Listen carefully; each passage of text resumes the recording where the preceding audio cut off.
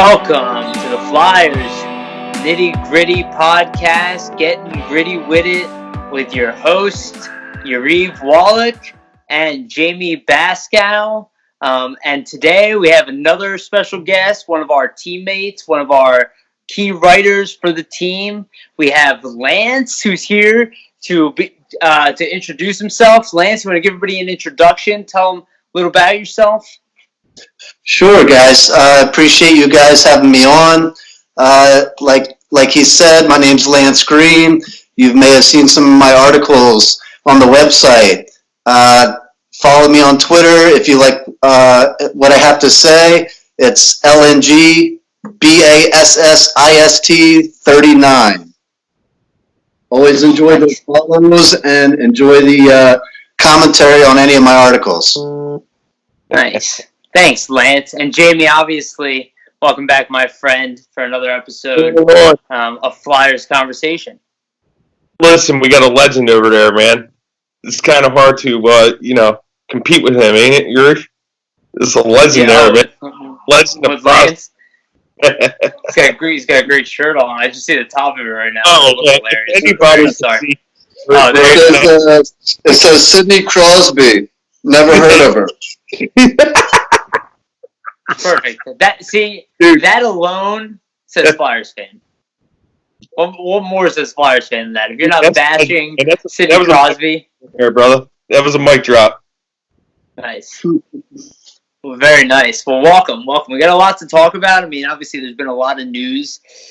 There's been a lot of disruption in the NHL season. I think we're all kind of feeling that. I mean, the last episode, you could hear Jamey and I's heart kind of drop, hit the floor a little bit when we kind of realized that the season was about to be suspended, when we heard the NBA season was about to be suspended. And now, a week later, we find ourselves in a moment of suspension where the league kind of finds itself as hiatus as this coronavirus has kind of taken over not just hockey, but obviously all of the United States, large portions of the world.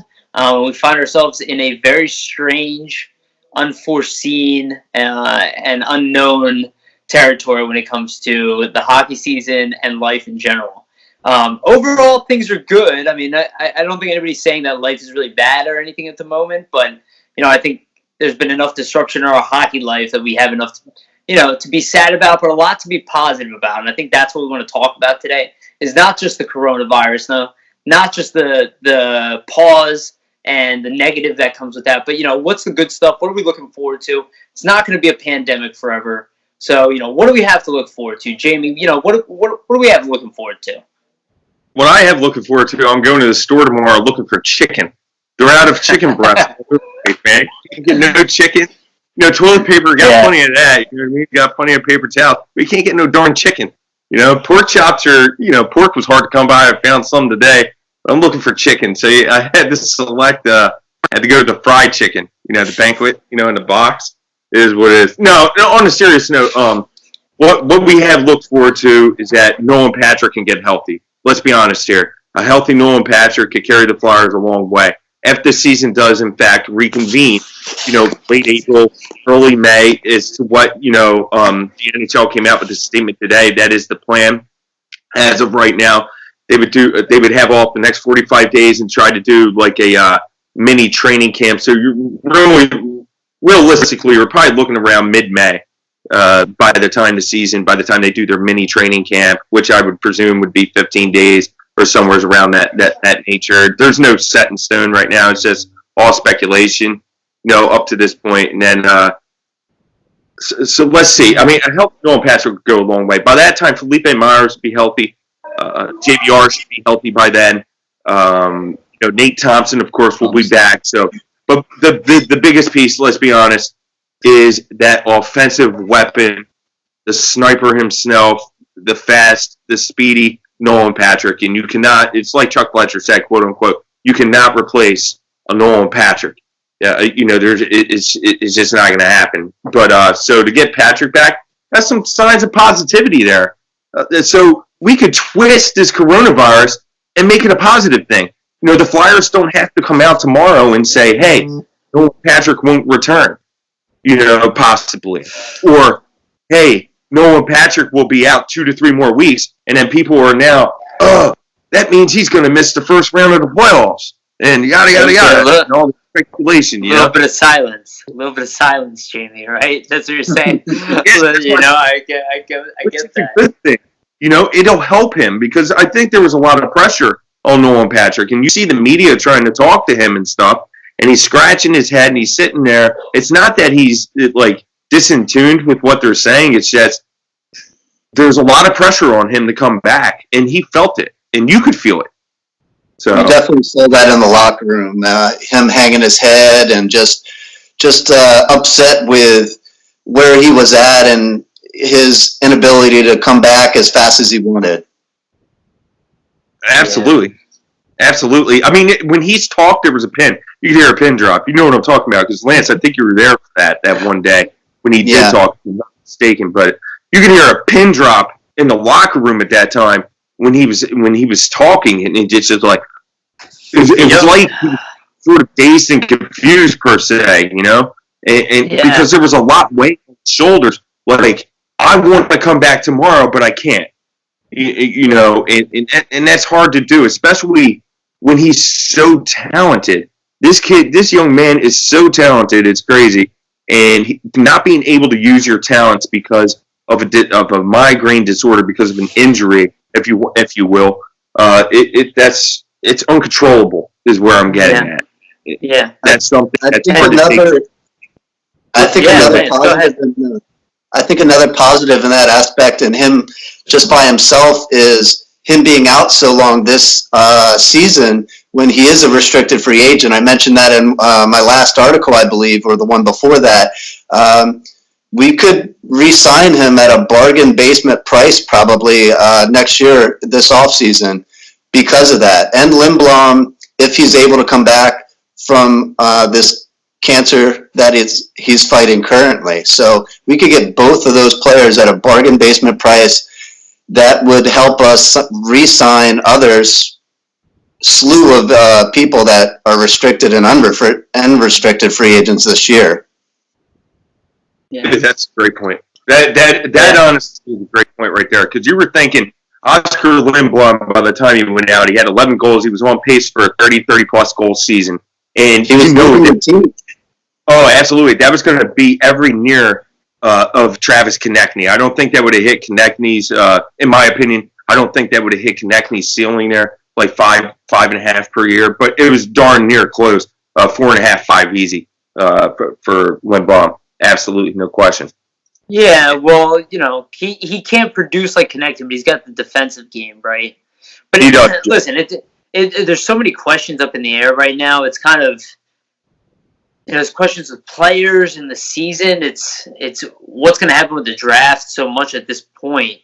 Where do you guys think that this team really, stands to think at this point, right? Are we thinking still? Are we competing? Do you guys believe we're going to come back?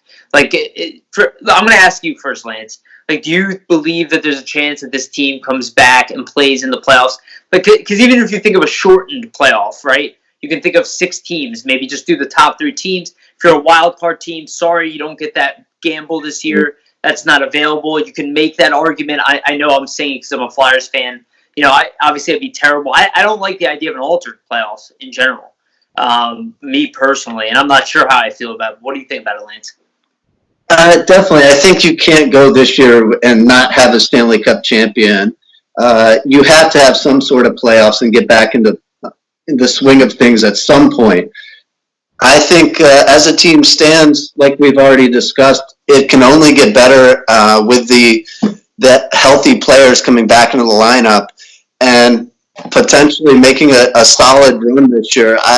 Do I think we're better than Tampa? Do I think we're better than Boston? I don't know. But we definitely gave them quite a fight, even without the people in the lineup that we lost this year. So anybody coming back would make us that much more on par with those teams. Yeah, and I've heard the matchup potentially. You could think of it. I heard Jason Martinez say this actually on his podcast, and I thought this was an interesting combination. It could play out if you do that top 6 team format. You could do Pens, Tampa Bay, Boston, Maple Leafs, Flyers, Caps. And that's how it would kind of match up positionally. And obviously that would actually probably favor us, Philly, in that case, and give us an opportunity to kind of, maybe actually make a chance of the Stanley Cup run. And that would be the craziest way to end this season. Jamey, what do you think? Yeah, I agree with Lance. I just don't see how the NHL won't reconvene at some point and not crown a Stanley Cup champion. And just let's say, okay, the season ends, up in smoke at 69, 70. Some teams have played, 71 and 72 games. I can't just see them just saying, okay, the season ends and that's it. I mean, these guys have too much blood, sweat, tears, injuries, that they have fought through. It's just way too much. Aside from the money aspect or the advertising aspect or, the spectators aspect. And one thing I do see is that the season reconvenes with no spectators and the playoffs go on, and it will be a weird situation because there's nothing like the NHL playoffs, in the arena.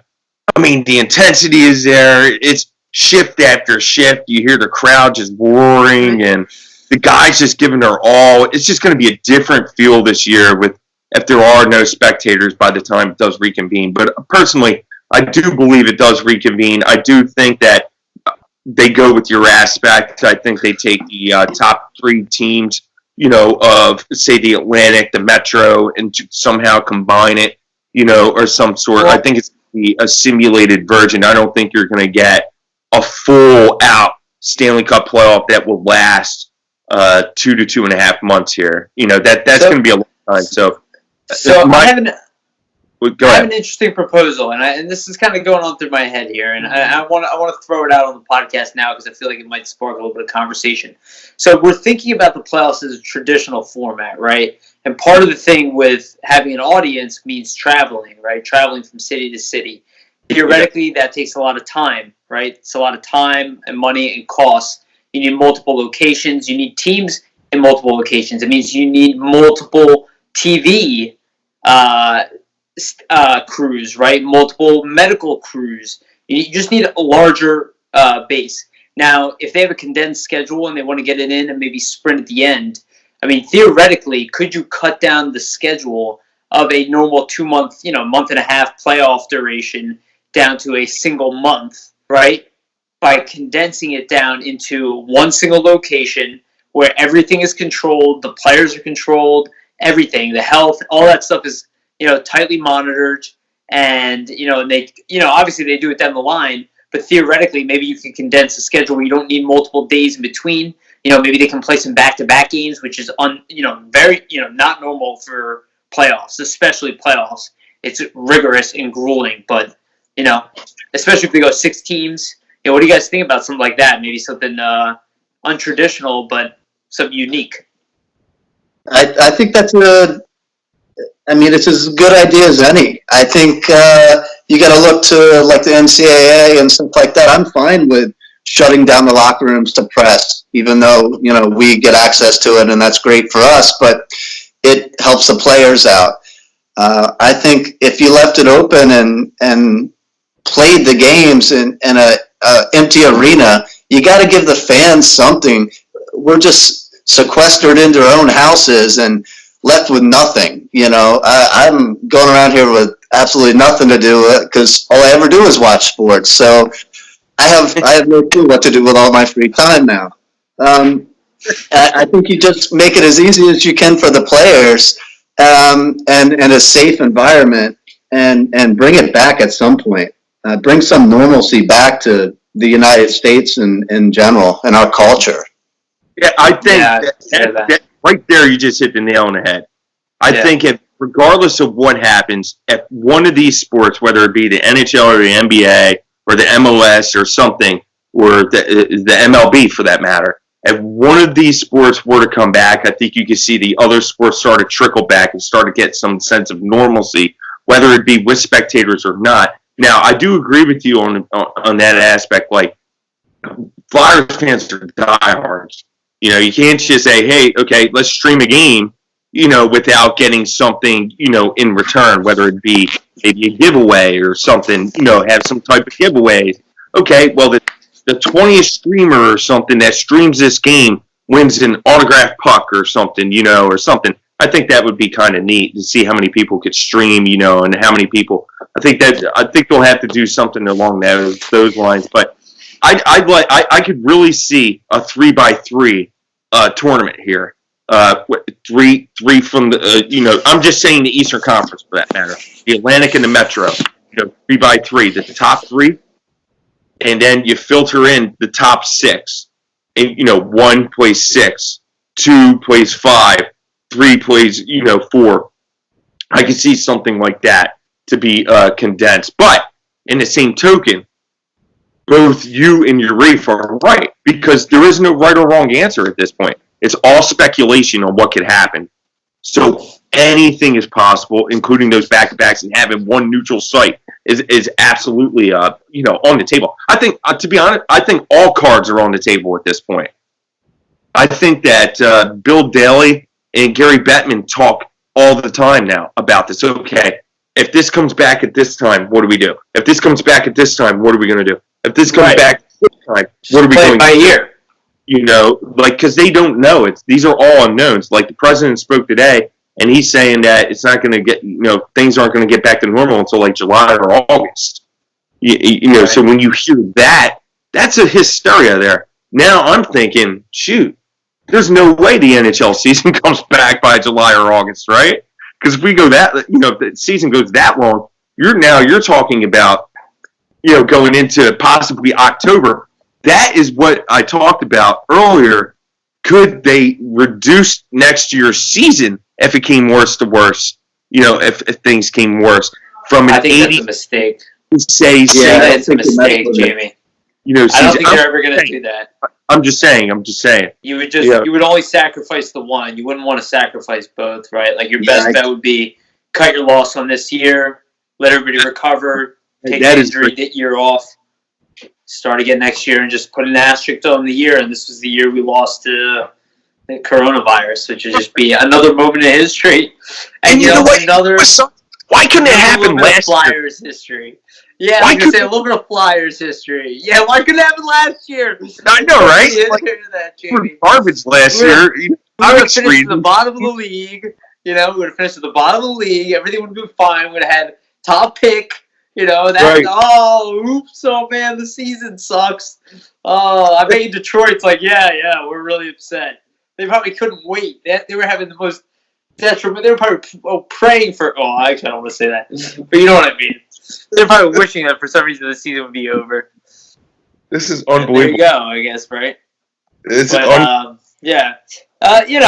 let's switch it back.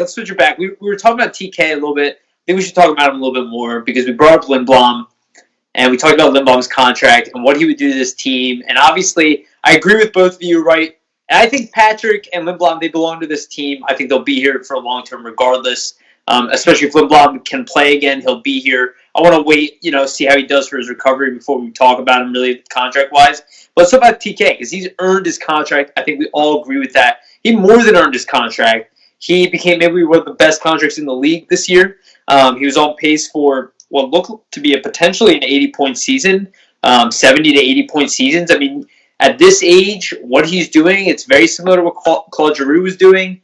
Again, we have another guy, Frost, in the system who will probably produce similar numbers as well. And you see Frost putting up numbers, but also shifting back, playing center role. So again, with TK, we're watching that jump. Where do you guys see him going? I mean, I kind of see him. I've always said this. I think a lot of us have said this. Brad Marchand took a little bit longer to become elite. I think he is Marchand-like, but I think he also has a more finesse game than Marchand. Not that Marchand doesn't have that, but he's more of a finesse player. I think Marchand is more of an agitator. I think Konechny is a little bit more of a finesse guy with the agitator edge, the motor, and the thick build. Both of them high elite players, but just I think a little more Giroux and Konechny, a little less Marchand. What do you guys think, Jamey? Maybe you want to take the first one on this one. Yeah. So TK does the little things well, and that's what I love about the guy. It's not just about producing. This guy is a 200-foot player. He's balls to the wall. He'll take on the biggest players. He'll chirp, get the guys, get some players off their games. That's what he does. That's what's so intriguing about TK. Just by him talking on the ice, and you see Scott Walton doing it now as well. Trying to get in these players' heads. Whether it be Crosby, whether it be Malkin, whether it be Brad Marchand, whether it be Chara, whether it be whomever, Connor McDavid, whomever. It doesn't matter. He tries to get these people off his game, and he does it well. But the thing that he also does well is that the dude is just freaking so gifted offensively. It's insane. I mean, this guy, once you think if he's out of a play, he just comes out of nowhere. And what does he do? He goes into those greasy areas. He's not afraid to go into the greasy areas, pot a goal, chip in an assist. I mean, he has become a really good passer, this year. And that's the thing that stands out to me the most. Yeah, we could talk about his goals, which leads the team, with 24. But his assists, he's tied for second on the team in assists to Jakub Voracek with 44. He is tied with an elite center in Sean Couturier with 37 assists. That is an pretty impressive feat there. I mean, we're not just talking. I mean, he's competing here with an elite player in Sean Couturier, and his power play points, he leads the team with 23. I mean, the dude does it all. He absolutely does it all. I'd like to see him on the penalty kill. That's what I'd like. That might happen one day. And that would be the icing on the cake, because I think he's taken his game to a whole nother level this season. He took some ridicule in the offseason saying that, his contract wasn't this. His contract, he's not worth this. He's not worth 5.5. How many times do you guys hear that? I wouldn't go anything more than 4.5 for TK, and stuff. And he has taken this and thrown it in everybody's faces and said, now what? Now who's got the bargain? Much like Ivan Provorov, with his contract. He's thinking that like juicy right now, ain't he? Go ahead. Yeah, definitely. I think I agree with everything you said. I think Chuck Fletcher hit a home run with signing this guy for this amount of money for this amount of years. I think he's going to be productive for a long time to come, and he's only now starting to develop into, an all-star caliber player already. The ceiling is just ever growing with this guy. I love everything about him. The chippiness, the talking. I mean, when he can stand in and look up to Chara and talk crap to him, I mean, the biggest guy in the league, I love it. I mean, he's a Philadelphia guy through and through.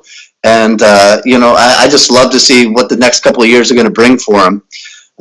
Chuck Fletcher, I applaud him for doing that. And like you just said, signing Provorov for the number that he did, I think he's going to be a, Norris Trophy winning defenseman soon enough. It's only a matter of time. And for that amount of money compared to some of the other elite defensemen, it's a bargain.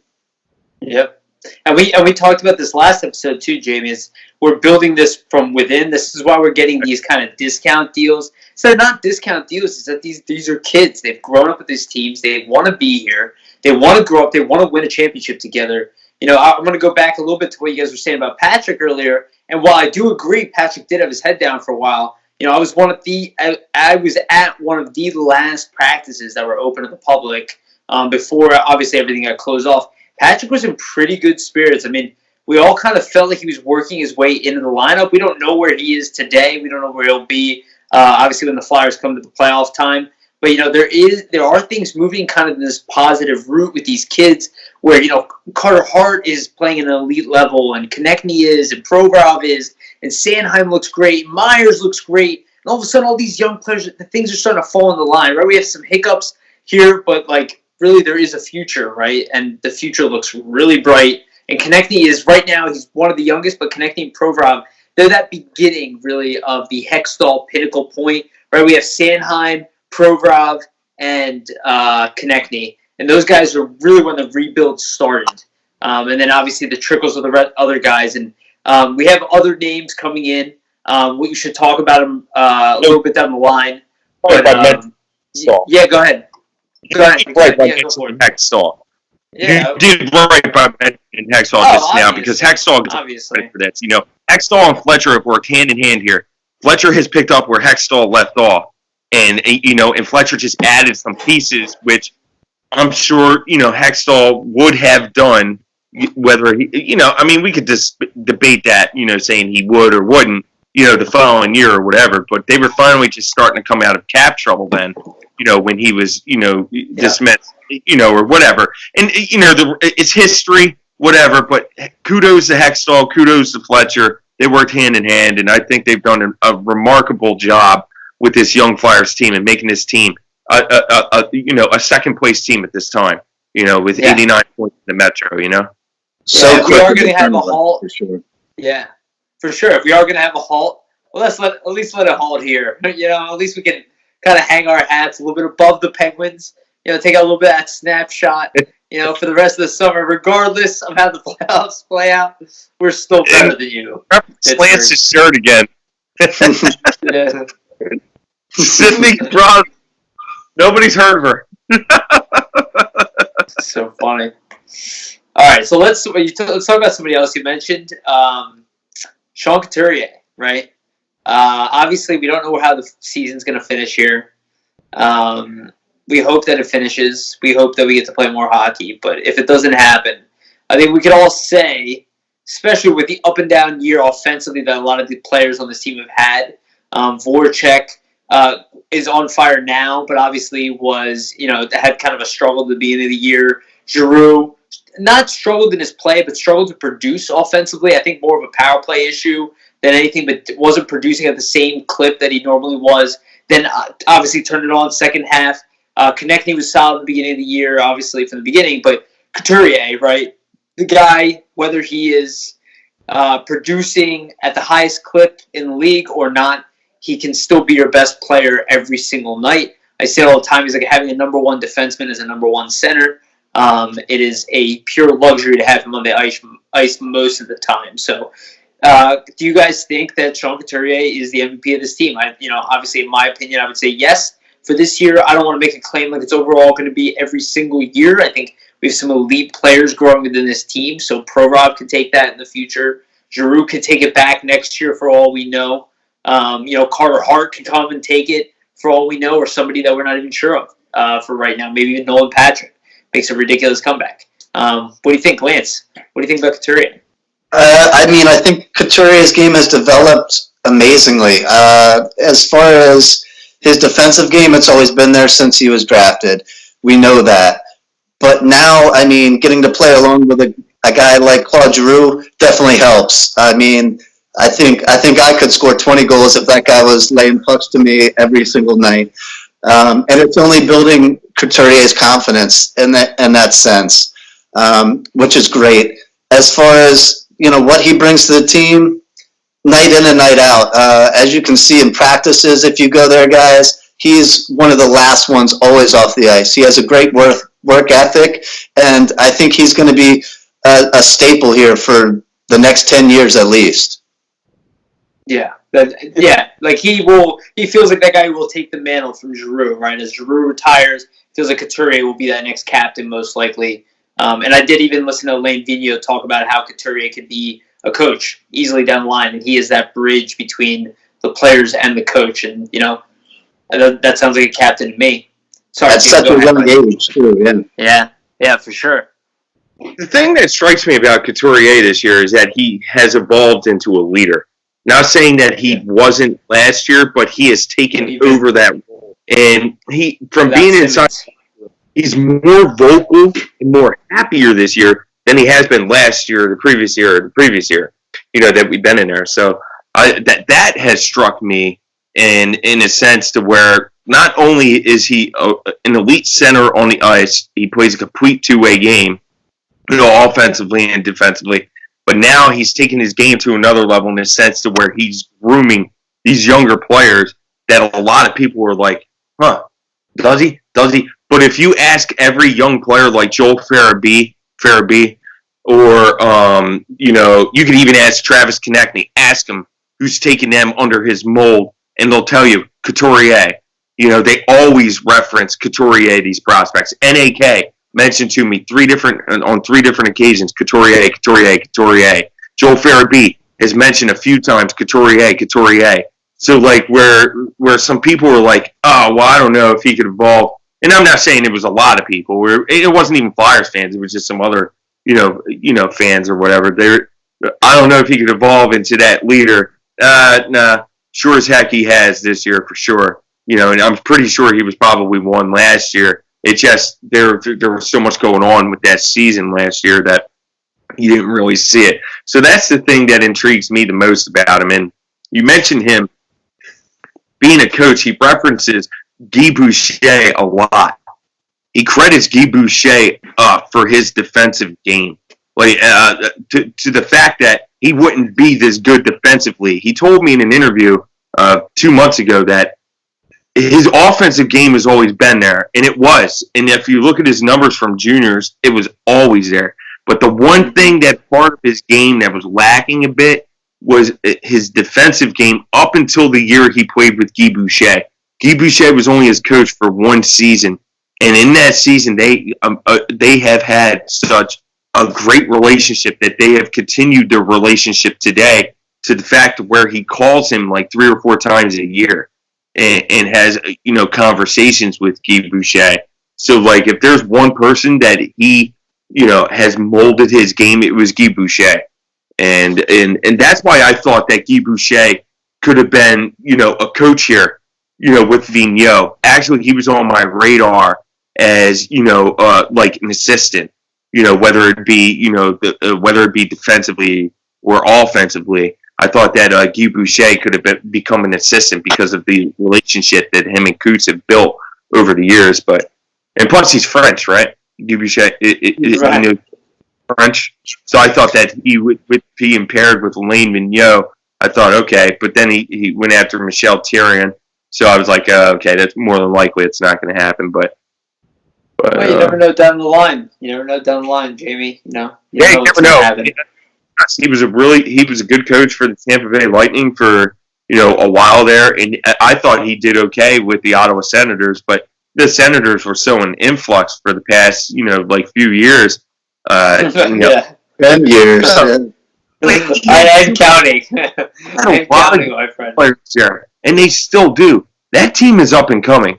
That team, absolutely. Young talent-wise. It's going to be something to worry about here with all these picks that they got. And the same thing about the Detroit. Same with Detroit, yep. And one too. The New Jersey Devils. I thought the Devils had one of the best deadlines, out of everybody because of how many picks they picked up, knowing that, okay, Wayne Simmons ain't going to re-sign here next year. This player isn't going to re-sign, so I'm going to get a pick for him or something. They can just hold on. They're laying that groundwork, right, Jamie? That's what you're saying. Yeah. Like, there's a few teams right now where, and the Flyers are not on the opposite end spectrum of this because they were smart enough to keep all of their assets, actually, and continue to be able to build from within right now. But, this is where the Flyers were a few years ago where they're kind of ramping up, especially New Jersey, all these first overall picks. They're going to land. Some of these guys are going to turn into star players. They're going to build around them. And they'll come back within 3-4 years, salary cap era. All you have to do is get some pieces around them and then build in around that. But as we can see, right, you have to lay the groundwork first and get competitive, right? Not just get those young players. As we like to say, we get excited about them, but we always know that young players seem to get their asses kicked. You could have a line of Hishar, Jack Hughes, and say, Dawson Mercer. That's a freaking killer line there. Down the line. I'm talking about with this year's draft and stuff. Yeah, well, I guess it depends who they take, right? Depends who they get, or what pick they get. And I mean, the draft seems so far off by now, but I think the NFL has just announced that they're going to do their draft, and they're going to move forward there. So we should assume the Flyers will be drafting. I mean, there's no reason to assume that we would not be drafting players. There were players who would be available. I don't think that any of these players are getting picked off of just their last, few months. A lot of them were already evaluated. It might hurt some of their rankings. That might be a different story. But it'll be an interesting draft year. We have a lot of picks and a lot of time in the draft. Will be a big time to make moves.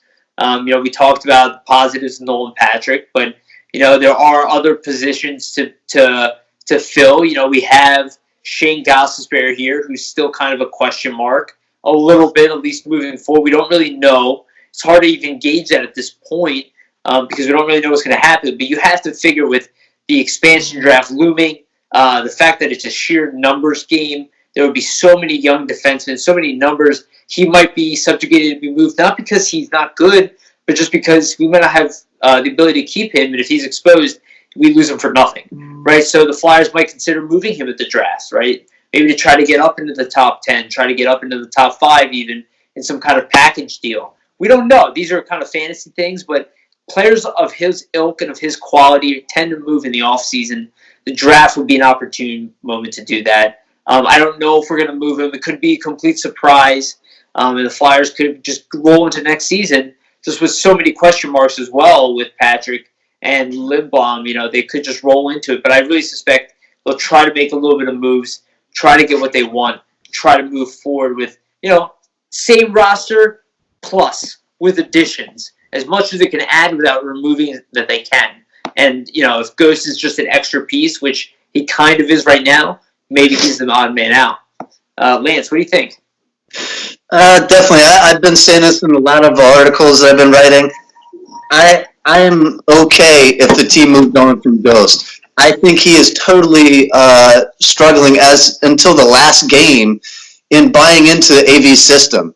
He's all about offense and not about defense. And an old saying I always use, this may be the goaltender in me, but, a guy can be out on the ice and score 50 points, but if he's out there and the other team scores 70, he's still a minus player and he's not an asset to the team. I think with $4.5 million to be sitting in the press box is a little much, and that money could be utilized in a lot of other facets this offseason, especially with the amount of restricted free agents and unrestricted free agents we had this year. Not to mention the sheer depth at defense with prospects like Wyatt Wiley, Zumala, Wyatt Kolanuk, I can't pronounce his name, I'm sorry. And another guy that's definitely underrated right now is Mason Millman that we just drafted in 2019. He had an excellent year.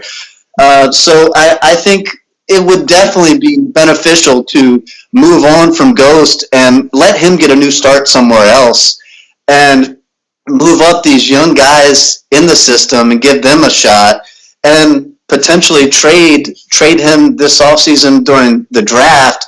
And I'm going to go ahead and throw it out there. Maybe jump up and get a guy like my article that's supposedly coming out tomorrow. Jamey can fill you in on that more. But a guy like Jack Quinn is a guy I really like. He's a phenomenal scorer, beating out many, many top 10 players in just goals, and is the pure sniper this team may need moving forward. We have plenty of playmakers, but none of the guys to put the puck in the back of the net on a consistent basis. Size. This draft, Lance, you know what I'm talking about. This draft offers players with size. And that's the thing that is different from years past. Years past, you see all these snipers who were like 5'7", 5'8", 5'9". This year, you're seeing guys like Jakub Perreault, 5'11", 198. He's only 17 years old. Then you got Dawson Mercer, who's 6 foot, 6'1", somewhere around there, and 202 pounds, 203 pounds. Like, these players are like, they are taller this year than years past from the scouting that I've done. And I personally believe, before this coronavirus hit, I was going to put this in my mock draft, that the Flyers were going to move up within 5 to 10, and Ghost would be the part to do it, not the only part, because you need more moving parts. So you would give Ghost maybe this year's pick or next year's pick, first round pick for that matter, and Isaac Ratcliffe or a Bobby Brink or somewhere around there. I would try to keep everything, all the tools in my basket to keep Isaac Ratcliffe. I am very high on Isaac Ratcliffe because of size. He's a good board battler, and I think he's going to be a player. And I'm not saying I'm not high on Bobby Brink, but that's where I'm getting at is that is the layout to move up. If you want to move up, to within, especially to 5 to 10, that's more than likely that's what it's going to take. Or another high end, type of prospect, that's blooming, whether it be German Rupsoff or somewhere along those lines. That these are the parts that you're going to have to part with here. And I had every belief that Chuck Fletcher was going to do it, because if there was any year to do it, this is the year. What the Flyers have found out is that they have so much depth within the farm system that they are afforded this possibility this year. They have so many players that could play in the bottom 6, not many players that could play in the top tier, whether it be, the top 6, with the exception for, I think, Morgan Frost, and Joel Farabee, which he's already here, with the exception for those 2 players. I'm not so sure if there's anybody in Lehigh that could fill in the top 6, right now, with the exception for Morgan Frost or Joel Farabee, but that's just my personal opinion.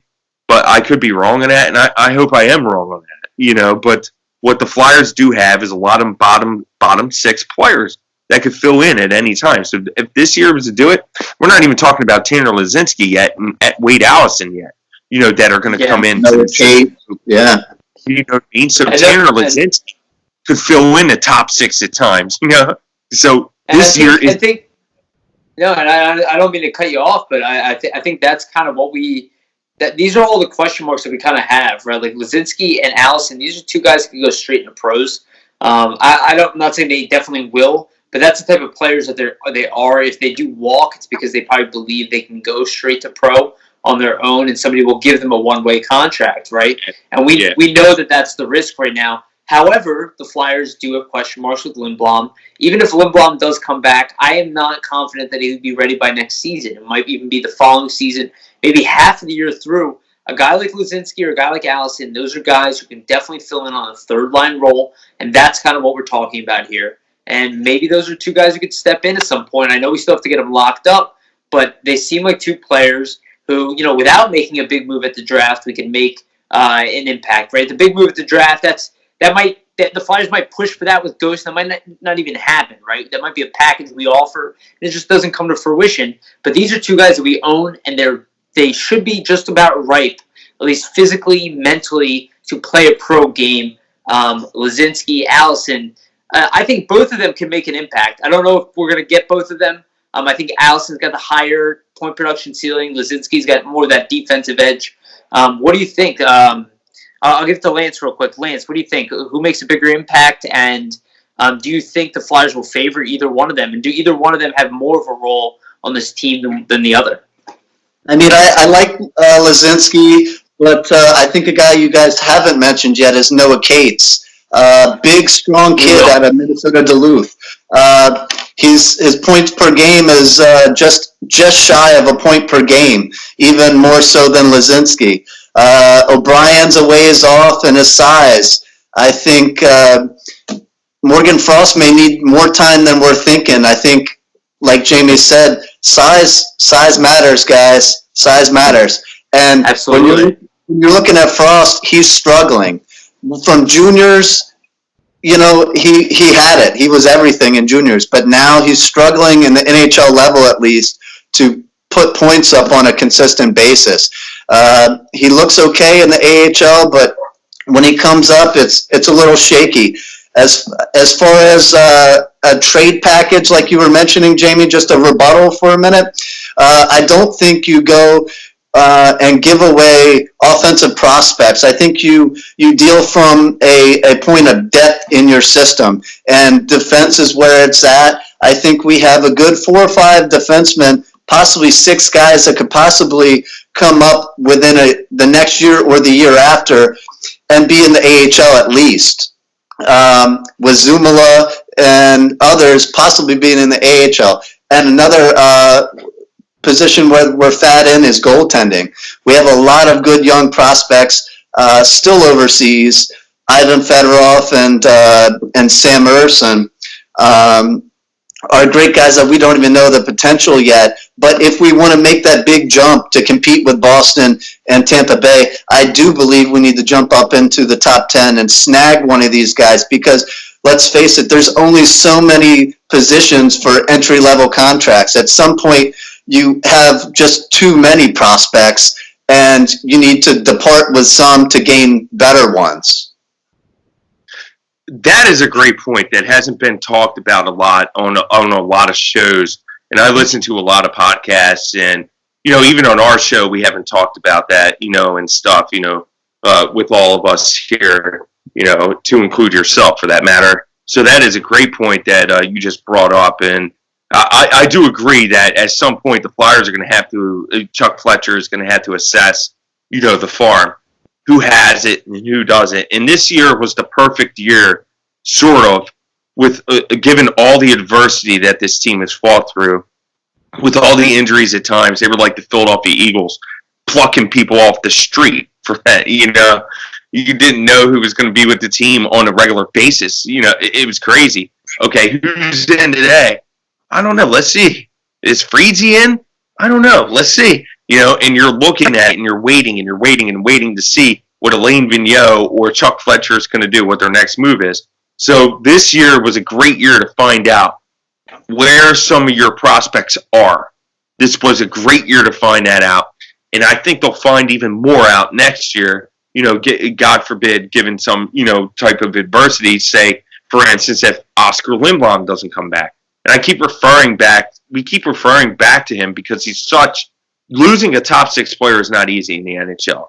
Losing a top 6 player means you have to try to go out and try to acquire a top 6 player. But when you try to go out and obtain a top 6 player, you're not talking about a young player like Travis Konechny.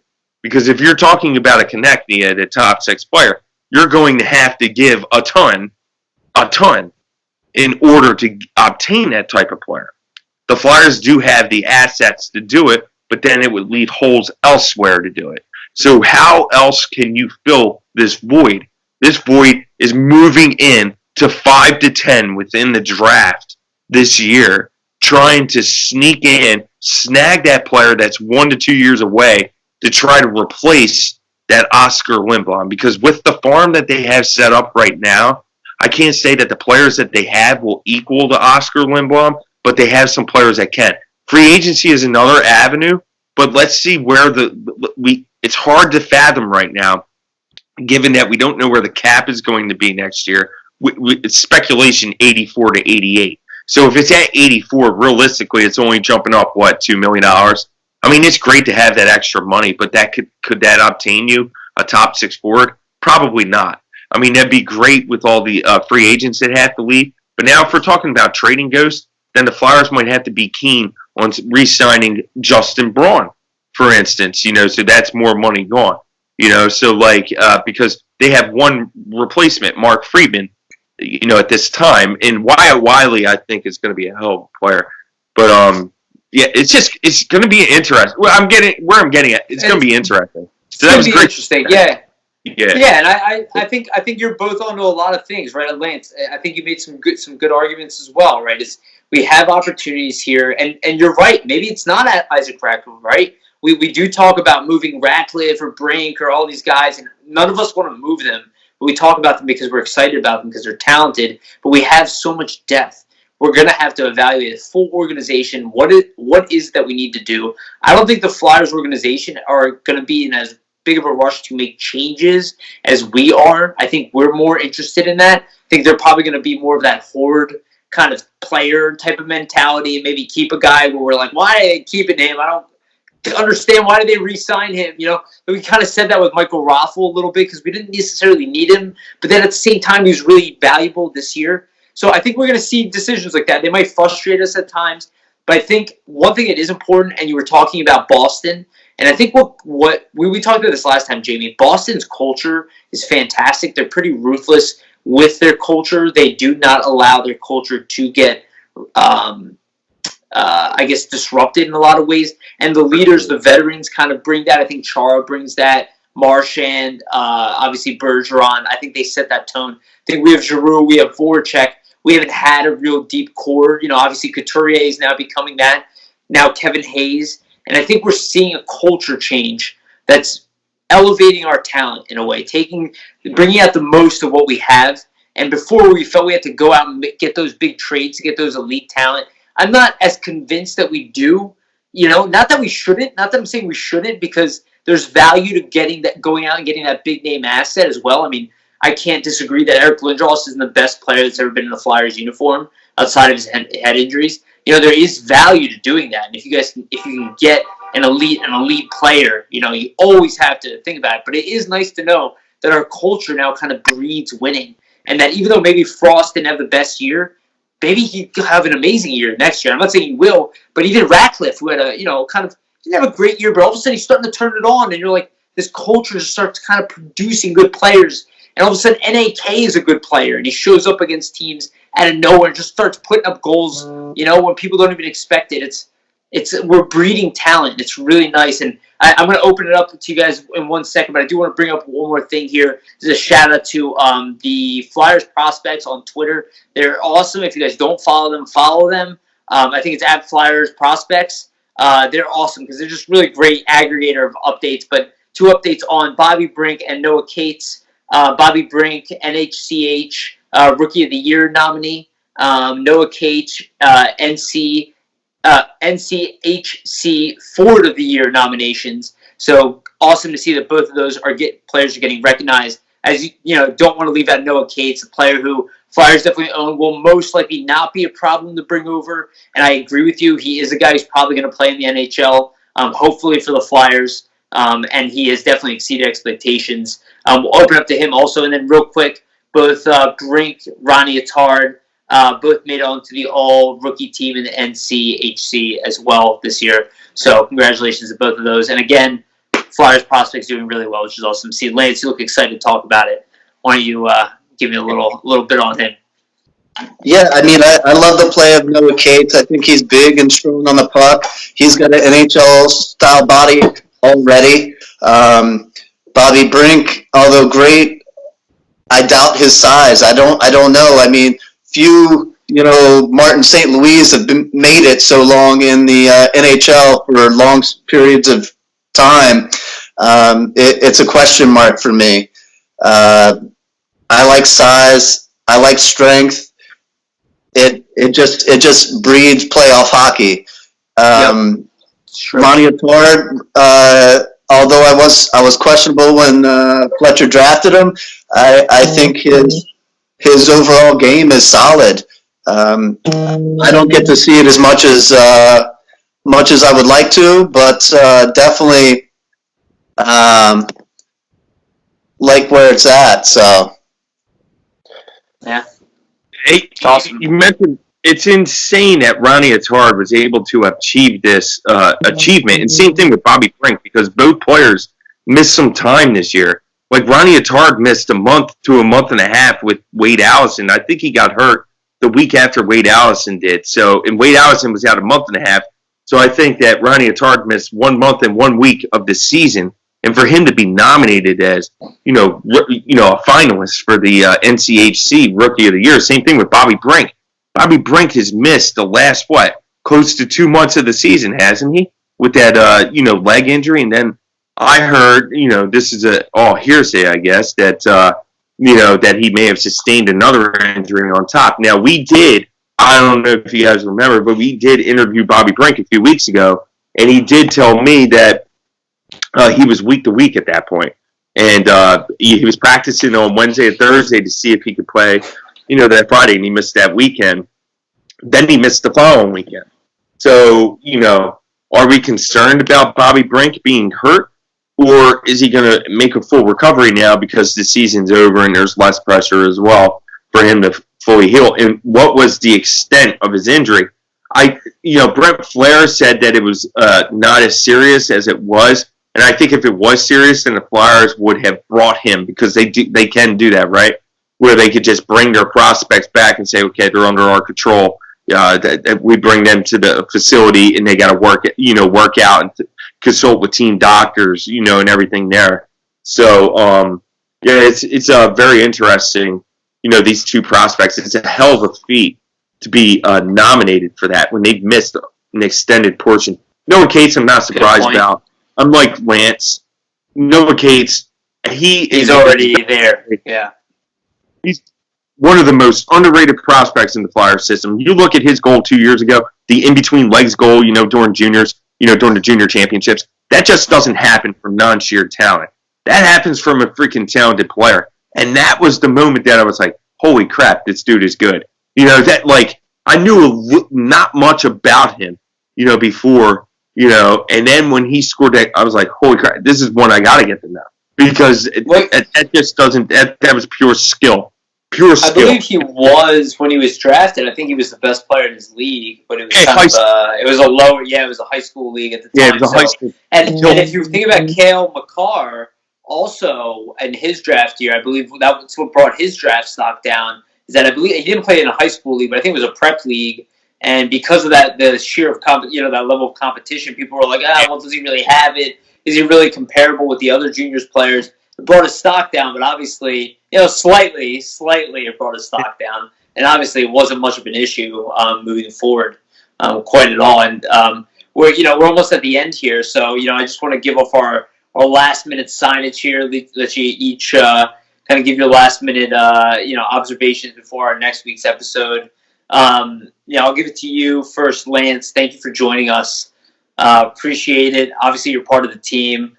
You obviously have great writing. Tell people where to follow you. Give them a message on our way out here. Definitely. Thanks again, guys, for having me on. I enjoyed it. Always talking Flyers hockey. Guys, give me a follow again at LNG Bassist, BASSIST 39 on Twitter. Look for my new article coming out tomorrow. Appreciate it. Awesome. Thanks, Lance. Jamey, what do you want to tell our fans? I just want to say, Lance, our listeners. I think everybody needs to follow this dude. So, he's just one of our hidden talents at FlyersNittyGritty.com, because we have a lot of talented writers for us. We have Yariv, who kills it. Lance kills it. We got Frankie, who kills it. Gabe kills it. Josh kills it. Dan kills it. Corey kills it. We got a lot of people that just kill it. And Lance is a hidden talent that really knows his prospects. So I call him the prospect guru. And so you can find me at Jamey Baskow, or all of us. You can find us at Flyers Nitty. This podcast will go on regardless. It's going to happen every Monday at 7:30 to 8 o'clock. It doesn't matter. There's so much positivity going on. We got a lot brewing in the next few weeks. You could go on for hours and hours and hours and just talk about prospects. And if that's what we got to do, that's what we're going to do. If you want to talk about the upcoming draft, if you want to talk about next year's draft in 2021, if you want to talk about the expansion draft, these are all topics that we're going to cover. It doesn't matter. Just because the show may be suspended right now doesn't mean our show stops. This is the time that we reel people in here, and we're going to reel you guys in because of the quality of content that we're going to get.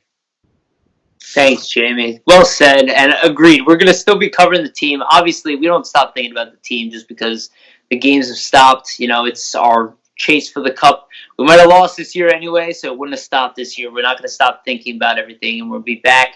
I'm Yariv Wolok. Follow me at YW. WOLOK on Twitter. Follow our YouTube channel. Make sure you like and subscribe everything. That's where we post in these. We'll be on everything else soon. We love you. Thank you guys. Thanks for listening, and we'll be back next week.